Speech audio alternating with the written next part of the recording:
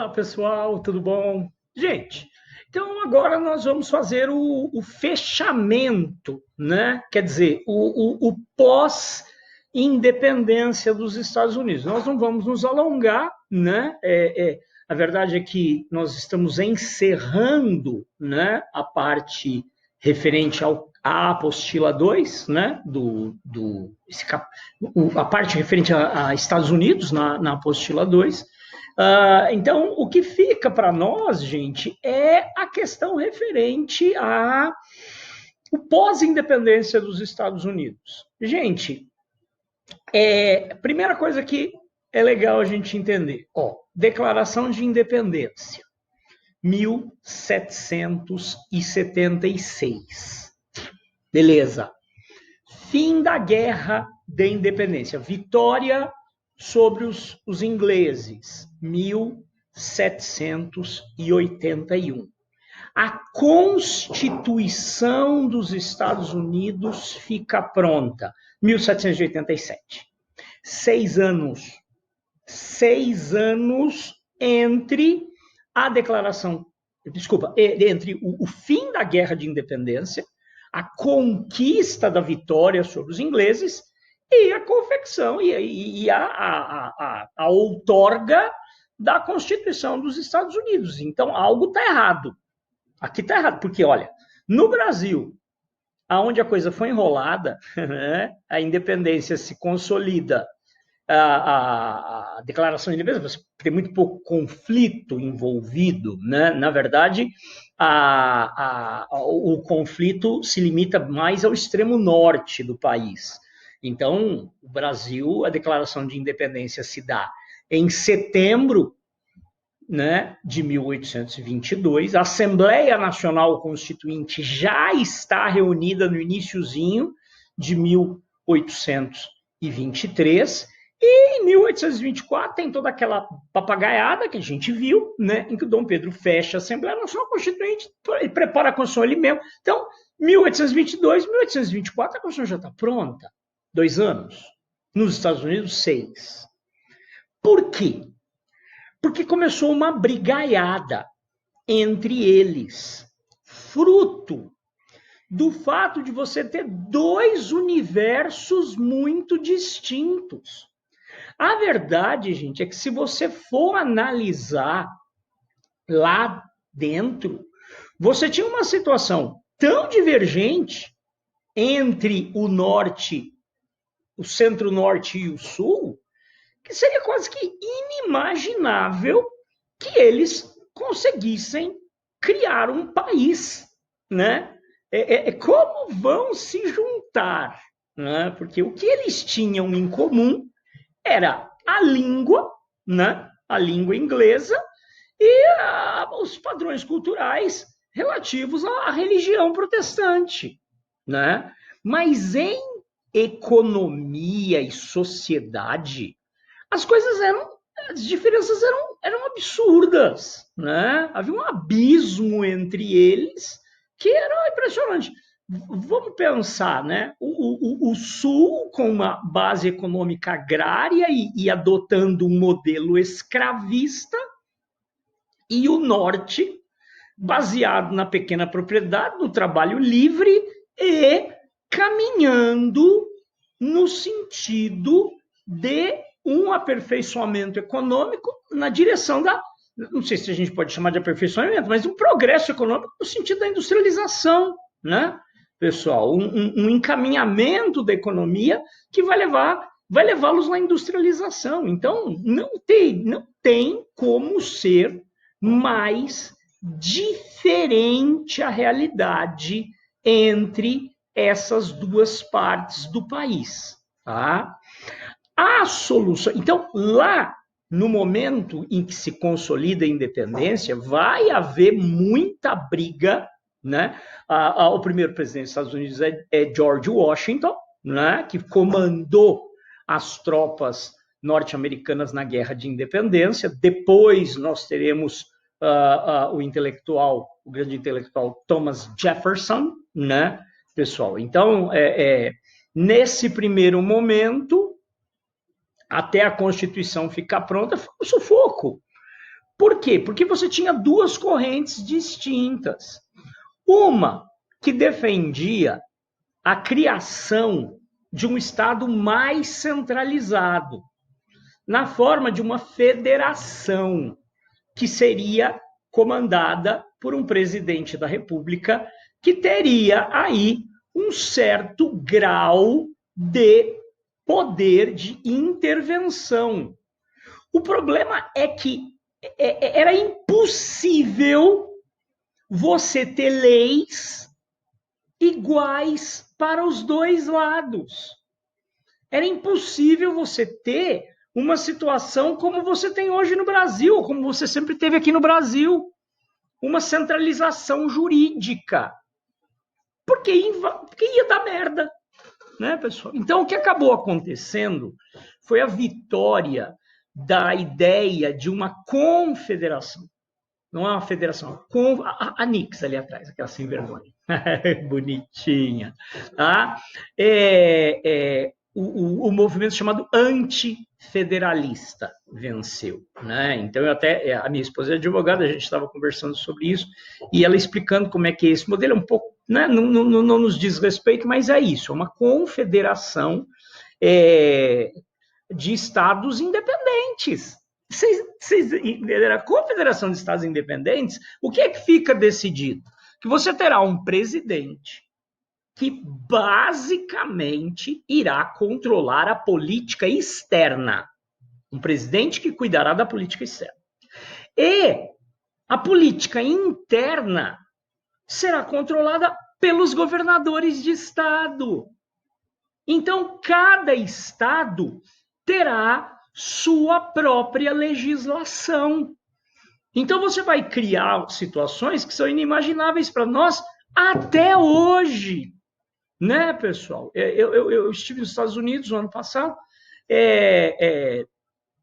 e antes da gente viajar para lá, eu e a minha esposa, a gente procurou informações para saber sobre os limites de velocidade de cada estado, a legislação em cada estado. Se você tem, então, o que nós descobrimos é muito interessante. Você tem limites de velocidade variados por estado, né? Que a maior velocidade máxima permitida no Texas e a menor velocidade máxima permitida é no Havaí. No Havaí também, se você acelerar muito, você cai no mar, né? E que você tem, na esmagadora maioria dos estados, felizmente isso, as carteiras de motorista de estrangeiros, de países, como o Brasil né? De países amigos, a carteira de motorista é aceita. Tá, mas você tem estado em que você pode andar só com a placa traseira do carro. Tem estado que você não tem estado que é obrigado a usar os dois. Tem estado que você é obrigado a usar o cinto de segurança, tem estado que não é obrigado. Então você tem tem estado que os motociclistas podem andar sem capacete. Tem os estados em que é obrigado a usar capacete. Então é interessante que quando você vai fazer uma viagem pelo país, que você tem que ficar esperto aí, eu vou cruzar os Estados Unidos, vou sair de um lado e vou para o outro, né? Então fica esperto, porque de repente você parado lá e toma uma catracada, e toma um prejuízo, sim. Mas não é só a legislação de trânsito, né, pessoal? Tem estado que tem pena de morte, tem estado que não tem, a questão do aborto, legalização do casamento gay. Temos um monte aí de variações. E no momento da independência era muito pior, muito mais dividido, tá? Muito mais complexa, né, essa relação entre eles. Por quê? O que se estabeleceu, então, em 1787, foi criada uma Constituição perfeitamente adaptada a essa realidade fragmentada, aonde a linha divisória tem estados com escravos, tem estados sem escravos. Então, você vai ter uma legislação perfeitamente adaptada, uma Constituição que tem 6 parágrafos. Já li sobre isso. A expressão parágrafo, para nós, parece um pedaço de uma... né, você tem ali 10, 15 linhas. Na verdade, não seriam os parágrafos como a gente tem em mente, seriam 6 como que capítulos, 6 itens. Vamos colocar, tem 6 itens, né? E só esses 6 itens eram válidos para o país inteiro. A Constituição Brasileira de 1988, quando foi criada, essa Constituição que tem muito defeito, tem muita crítica, né? Porque é uma Constituição pesada, que não dá espaço, né? Limita os direitos das pessoas, as pessoas querem, né? Você tem, tá tudo amarrado. Por quê? Porque ela tem 180 artigos. 180. Quer dizer, nós temos 180 em 1988. Hoje você já tem mais de 80 emendas. Tá? Quer dizer que começa com 180 artigos e hoje você tem que somar 80, 260. 260 leis magnas que valem rigorosamente para o país inteiro. Então, fica muito pouco espaço. E olha que o Brasil chama República Federativa, então nós somos uma federação. Mas é isso que lá não podia ser. Né? Então, lá vence a ideia da fragmentação, e isso se reflete numa Constituição toda fragmentada, uma Constituição que teria que ser complementada pelas Constituições estaduais. Tá? Então, lá você terá uma Constituição Federal bastante ampla, no sentido de amarrar muito pouco, né? Uma Constituição muito aberta, que deveria necessariamente ter constituições estaduais. Acreditem vocês ou não, aqui no Brasil, os estados têm constituições estaduais. Nós temos constituições estaduais. Só que ninguém esquenta a cabeça com isso, porque a gente nem fica nem sabendo qual é a Constituição do Estado de Minas. Foda-se, né? Por quê? Porque você já tem tantas leis federais que não sobra espaço para uma articulação regional. Aqui, vamos criar uma legislação aqui, não, lá é isso. Então, e ao longo da história, foram criadas mais ou menos o número exato, mais ou menos umas 30 emendas. Não me lembro, mais ou menos umas 30 emendas. Tá? Então, você tem 6 originais e mais ou menos 30. Então, você tem hoje 36 leis. Ah, e lembrando que a 12ª emenda, a lei seca, ela foi revogada. Tá? Então, nós temos um caso de uma emenda constitucional que deixou de valer. Tá? Então, seria 35 aí hoje, né? 35 leis que valem para o país inteiro, apenas. Tá? Todo o resto é delimitado pelos próprios estados. Né? Pessoal, é bom lembrar, e isso foi criado de forma a permitir a unidade. É uma unidade bem desunida, né? Uma unidade bem...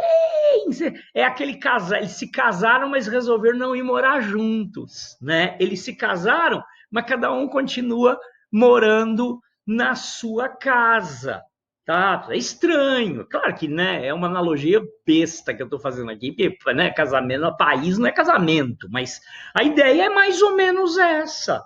Você continua com o seu modo de vida, eu continuo com o meu, né? Então, a legislação norte-americana estabelecerá esse padrão. Vai ser fácil? Não. Não vai ser fácil. Porque, além da questão da escravidão, você presume o quê? Né? Como é que é? Cuida do seu, tira o olho do meu. Perfeito, né? Cuida da sua vida, deixa eu aqui quieto. Mas vocês já pararam para pensar se a gente vai dividir uma república, vamos morar junto, e eu falo para você no seu quarto é rei, no meu quarto eu sou rei, a gente tem áreas comuns aqui que a gente preserva, mas eu danei a ensaiar bateria, porque eu sonho em ser baterista, eu quero participar de um grupo punk, eu quero muito louco, tá, eu tô muito louco. É óbvio que as atitudes ali dentro do meu território vão refletir no seu, fazendo mais uma analogia vagabunda, né? Mas é mais ou menos isso. Porque na medida em que o tempo passou, você vai começar a ter uma série de necessidades, você vai ter que escolher entre uma economia agrária e dependente, igualzinho do Brasil, né? Agrária e dependente, baseado no modelo escravista de exportação de matéria-prima e importação de produto industrializado, ou você vai ter que industrializar, ou uma economia industrializada, que para isso pressupõe o quê? Ampliação do mercado interno. Escravo, sem chance mercado interno, né? Escravo não é mercado interno. Protecionismo. Como é que você vai adotar uma política protecionista para dificultar a entrada, para impedir a entrada de produtos importados estrangeiros, para permitir o desenvolvimento da sua própria indústria, se você tem ali uma metade do país que mantém uma política extremamente liberal de entrada e saída de mercadoria estrangeira? Entenderam? Então, um modo de vida vai começar a colidir com o outro. E eles vão começar a brigar muito feio, tá, pessoal?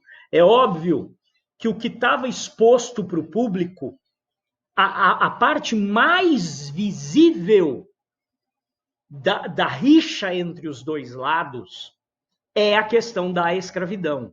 Sim ou não? Né? Defendo a escravidão. Sul. Sou a favor do fim da escravidão. Norte.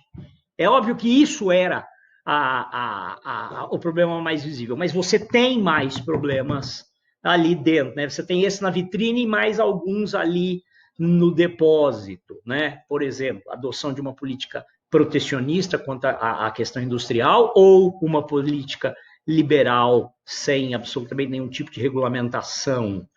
Na medida em que o país vai sofrer um grande processo de expansão territorial. Tá, então eles eram as 13 colônias originais. Mas os Estados Unidos, eles multiplicaram seu tamanho em mais de 8 vezes. É interessante isso, né? O Brasil já nasceu praticamente pronto. O território brasileiro é fruto de acordos que foram feitos entre Portugal e França e Portugal e Espanha. A gente tem a expansão territorial do Brasil se dá quase toda ela no período colonial. Nós temos muito pouca mudança. O Acre ali, uma coisinha aqui, um pedacinho do Paraguai que a gente tomou, é coisa pouca. Agora, lá não, lá eles vão ter um processo de expansão monstruoso. E como eles vão lidar com essas áreas recém-incorporadas? Vai valer, nessas áreas recém-incorporadas, vai valer a regra do norte ou vai valer a regra do sul? Nós vamos ampliar o quê? O modelo escravista ou o modelo de trabalho livre assalariado?